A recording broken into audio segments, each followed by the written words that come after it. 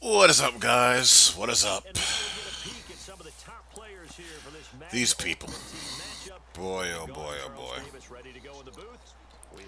The online community sucks.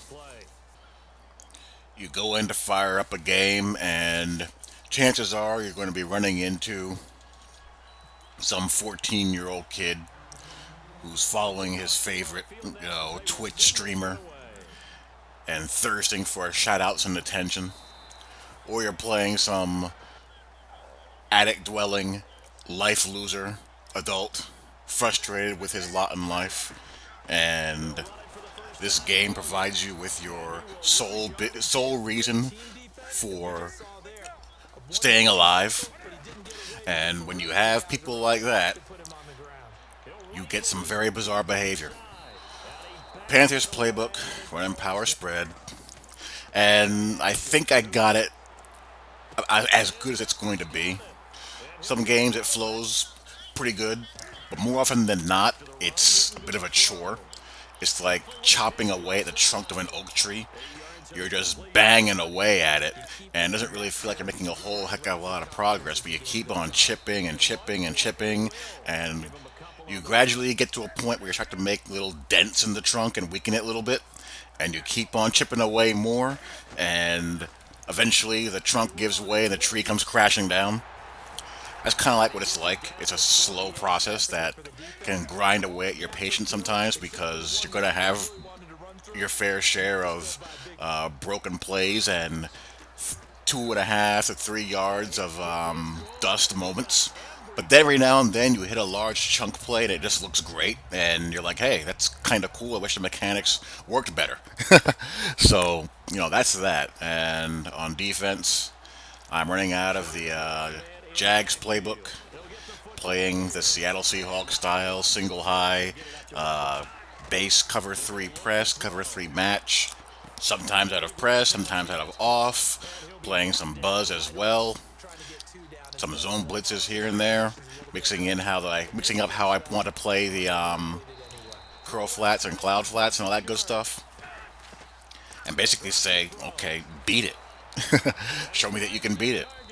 That right there is annoying as for whatever reason. I had the post route covered, I had everybody else covered, but the corner on his side, for whatever reason, has his back to the play.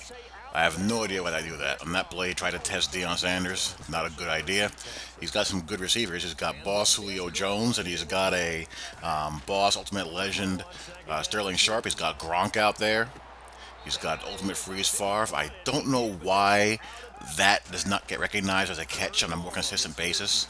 That happens a lot, especially toward the back of the end zone. But there'll be times where you'll also see it, like you saw there, toward the sideline from time to time. Try to do the possession catch, but it didn't register. So on the next play, I had to come back and run a deep out. Then I run some smashy smash, trying to get some points before the half. Gonna run smash here again. I get him in man coverage. Tim Brown eventually beats the press and gets the separation on the corner route. And then we're going to run fade smash here, running a bit of a smash party. And I don't know what he did with his slot defender, but I don't think having him run away from Ed McCaffrey was a very smart idea. And I was able to zip that bad boy in there. So I'm up 10-3. Play action, drift, drift, drift, drift, drift. I don't know how this gets through.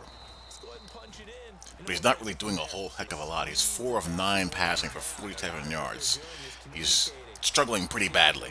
What I try to do out of the 3 deep looks I'm showing is mix up what's going on underneath. I'll change some hook zone guys to man coverage, or have a guy from a hook drop deep to kind of help me out when guys are doing multiple hot routes to work the deep zone logic.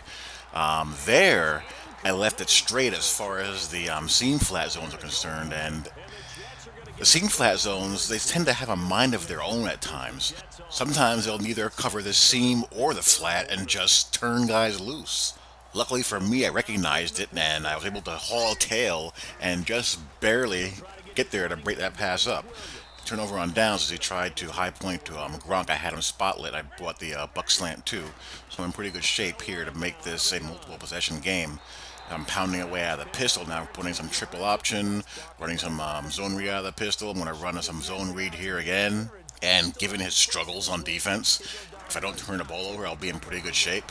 Ricky Williams goes into beast mode there and gets out of the backfield. And that is going to trigger the rage quit. 33% passing. He averaged less than 4 yards per pass attempt.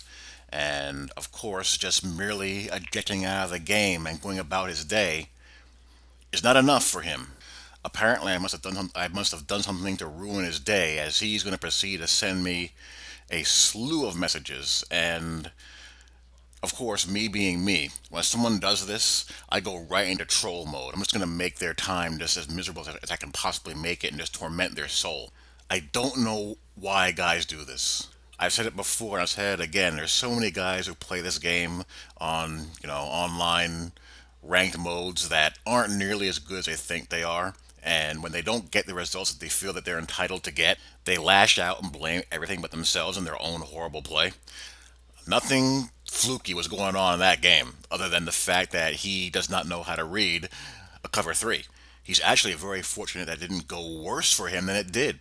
This is the type of guy who, if the exploits that are in the game this year weren't there, and if the game wasn't boiled down to such a simple, narrow scope as far as football is concerned, he probably wouldn't play the game.